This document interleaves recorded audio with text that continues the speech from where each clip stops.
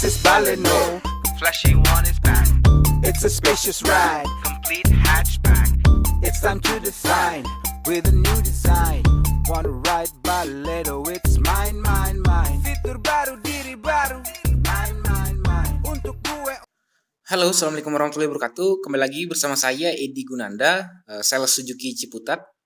Pada video kali ini Edi akan membahas tentang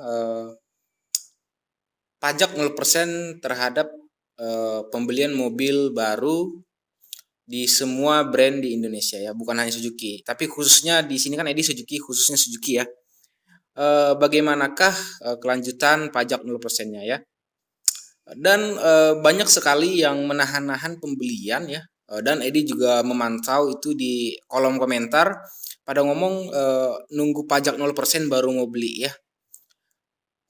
Dan konsumen-konsumen juga banyak yang memberitahu Mas Edi gimana kelanjutannya gitu ya. Dan Edi belum bisa menjawab ya.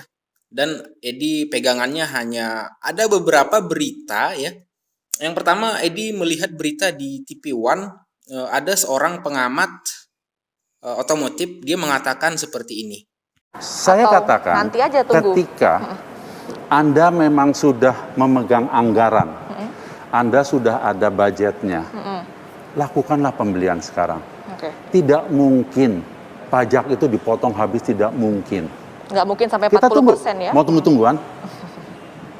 Tapi kan kalau Anda memang sudah butuh kendaraan itu, Betul. dan anggarannya ada, lakukan pembelian. Oke. Setelah Edi melihat berita itu di TV One, Edi sempat buat story itu di WhatsApp. Terus Edi buat juga di Instagram ya, tapi Edi nggak buat itu di YouTube ya. Edi nggak buat, mungkin Edi lupa. Edi buat itu, terus ada yang komen seperti ini. Itu kan masih wacana katanya, masih pengarahan katanya gitu ya. Apa? Isyarat ya, belum yang dealnya gitu ya teman-teman. Jadi masih menunggu gitu ya. Saya masih menunggu Mas, tunggu aja, siapa tahu. Seperti yang dikatakan pengamat otomotif tadi yang di TV One, ya tunggu-tungguan gitu ya. Kalau misalnya udah ada budget, udah butuh ini mobil gitu ya, langsung aja lakukan pembelian. Karena kalau ditunggu-tunggu sampai kapanpun kita tunggu, nggak akan adanya pajak 0% ya. Namanya juga pendapatan suatu negara itu lumayan juga nih dari industri otomotif. Dan mau dibikin pajaknya 0% ya. Bagaimana Indonesia dapat pendapatan gitu ya.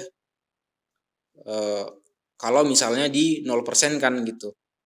Dan Edi juga sempat melihat berita di ini ya, di situs media online.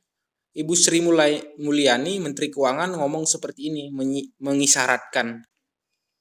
Sri Mulyani isyaratkan tolak usulan pajak 0% ya. Ibu Sri Mulyani kan selaku Menteri Keuangan ya teman-teman.